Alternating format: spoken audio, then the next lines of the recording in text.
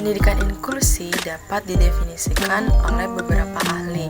Di antaranya itu, menurut Garnida, mendefinisikan bahwa pendidikan inklusi merupakan suatu sistem penyelenggaraan pendidikan untuk peserta didik yang mempunyai keterbatasan tertentu dan juga peserta didik lainnya yang dijadikan satu tanpa menimbang keterbatasan masing-masing.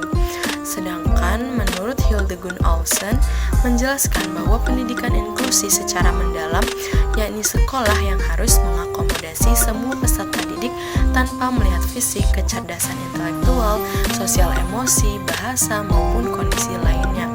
Nah, pengertian ini mencakup berbagai peserta didik termasuk penyandang disabilitas.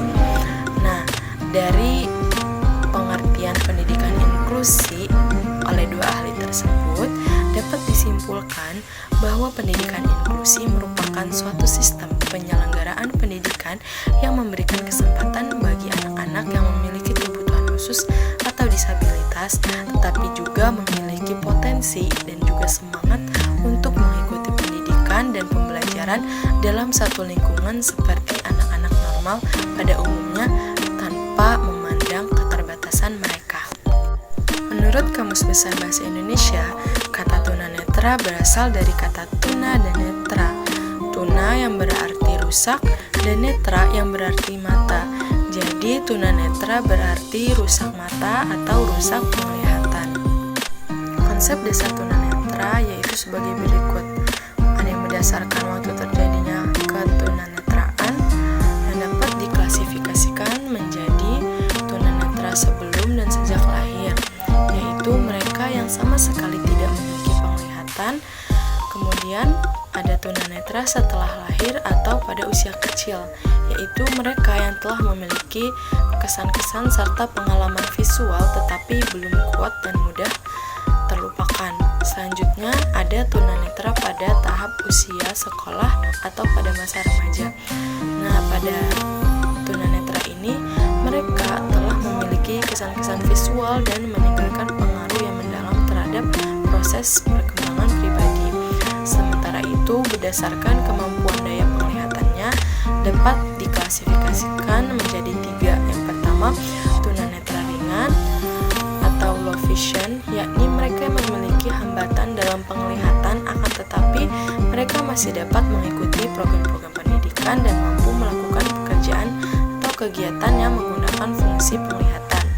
Yang kedua, ada tunanetra setengah berat, yakni mereka yang kehilangan sebagian daya penglihatan hanya dengan menggunakan kaca pembesar dan mampu mengikuti pendidikan biasa atau mampu membaca tulisan yang bercetak tebal. Nah, yang terakhir ada tunanetra berat, di mana penyandang ini mereka yang sama sekali tidak dapat melihat. Artinya, ini dikatakan dengan tunanetra atau buta secara total. Mengacu pada Kamus Besar Bahasa Indonesia, tunarungu berarti rusak pendengaran, sementara tuli berarti tidak dapat mendengar dan menggunakan bahasa isyarat untuk berkomunikasi. Tunarungu digunakan sebagai istilah medis untuk menunjukkan kondisi kerusakan pendengaran yang harus diperbaiki, sementara tuli bukan menunjukkan kondisi rusak yang perlu diperbaiki. Meskipun tidak bisa mendengar, orang tuli tetap memiliki kemampuan berkomunikasi, belajar, dan bekerja seperti orang yang bisa mendengar.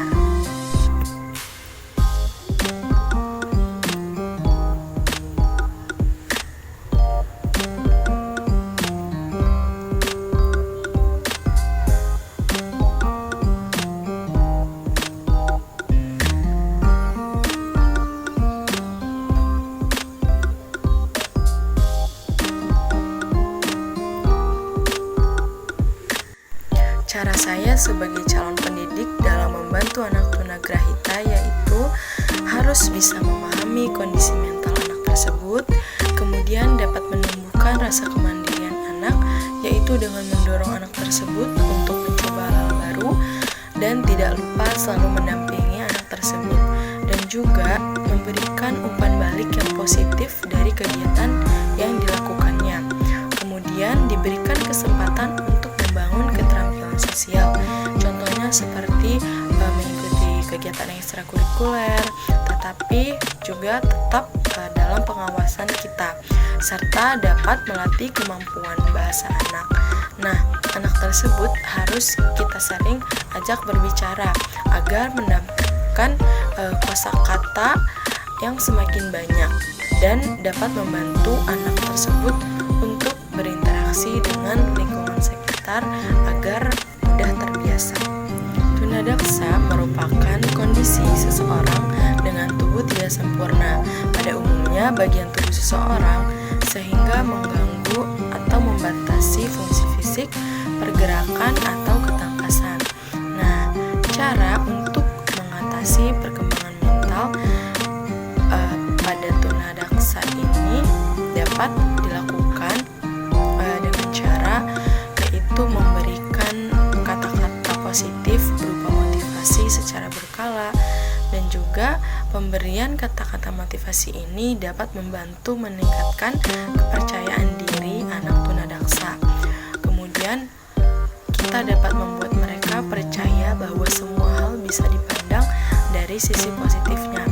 Kemudian kita juga dapat menciptakan suasana yang positif dan juga memberi dukungan yang tulus kepada mereka dengan menerima kondisi apa adanya. Nah, kemudian kita tidak boleh atau jangan sesekali membandingkan kemampuan anak tersebut dengan yang lainnya, karena perilaku tersebut dapat memicu terjadinya down mental pada anak tunadaksa. Tunalaras dapat diklasifikasikan menjadi dua. Yang pertama itu ada klasifikasi psikiatris, yaitu dapat dibagi menjadi tingkat ringan atau sedang dan juga tingkat berat. Nah, pada tingkat ringan atau sedang ini meliputi neurosis, psikoneurosis, gangguan perilaku kepribadian, yaitu penyimpangan perilaku ditandai dengan konflik emosi dan kecemasan, tetapi masih mempunyai hubungan dengan dunia nyata.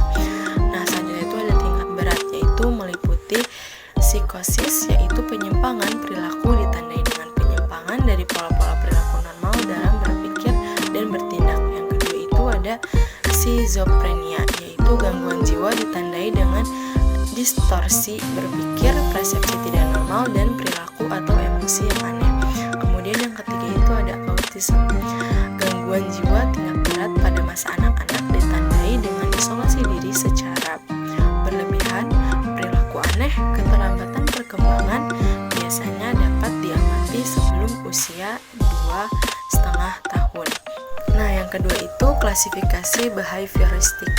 Nah, berdasarkan perilakunya, anak tunalaras dibagi menjadi beberapa jenis, yaitu ada conduct disorder, juga disebut sebagai unsocialized aggression, yaitu ketidakmampuan mengendalikan diri seperti berkelahi, memukul, menyerang orang lain, memarah, tidak patuh, menentang, merusak milik orang lain, kurang ajar, nakal, hiperaktif, menolak arahan, mudah terganggu perhatiannya, mencuri, menyalahkan orang lain, gaduh, dan juga ramai. Selanjutnya itu ada socialized aggression, yaitu berbagai perilaku yang dilakukan secara berkelompok seperti bertemu dengan anak-anak jahat, mencuri secara kelompok, setia dengan teman-teman yang nakal, menjadi anggota geng, keluar rumah sampai larut malam, bolos dari sekolah, dan lari dari rumah.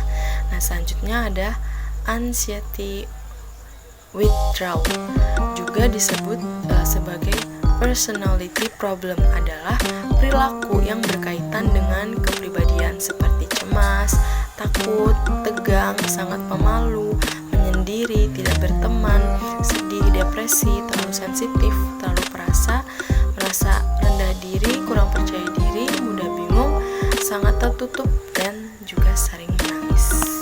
Jika saya pemegang kebijakan, saya akan membuat sarana dan prasarana untuk anak-anak disabilitas ini memadai dan juga sesuai dengan kebutuhannya masing-masing. Misalnya untuk anak tunanetra, disediakan alat asesmen untuk mengukur kemampuan penglihatannya.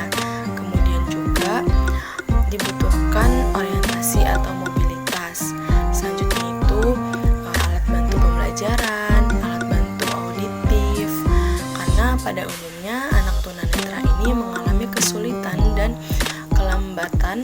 dalam melakukan aktivitas fisik atau motoriknya.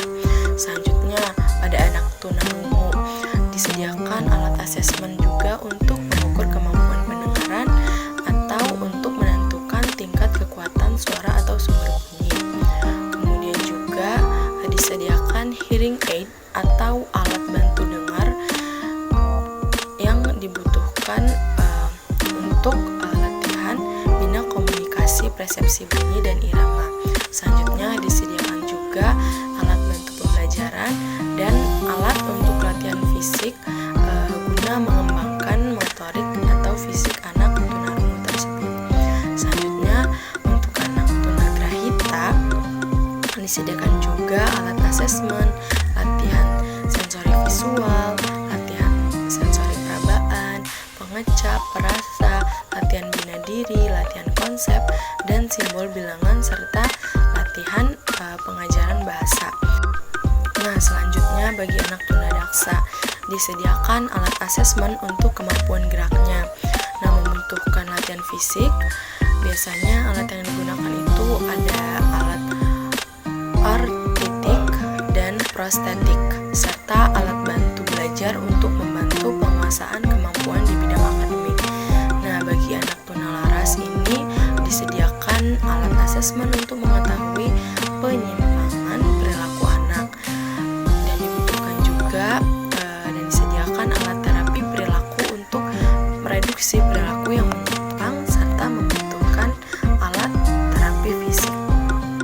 Menurut saya, pendidikan inklusi merupakan salah satu solusi. Mengapa? Karena pendidikan inklusi ini dapat membantu anak-anak berkebutuhan khusus untuk dapat belajar bersama dengan anak-anak normal lainnya. Dan pendidikan inklusi juga dapat menghilangkan perilaku diskriminatif terhadap anak-anak berkebutuhan khusus. Dengan demikian, pendidikan inklusi ini dapat memberikan pemahaman kepada anak-anak normal lainnya untuk dapat menerima, mengerti, dan memahami perbedaan satu dengan yang lainnya, sehingga dapat hidup berdampingan dengan baik tanpa adanya suatu perbedaan.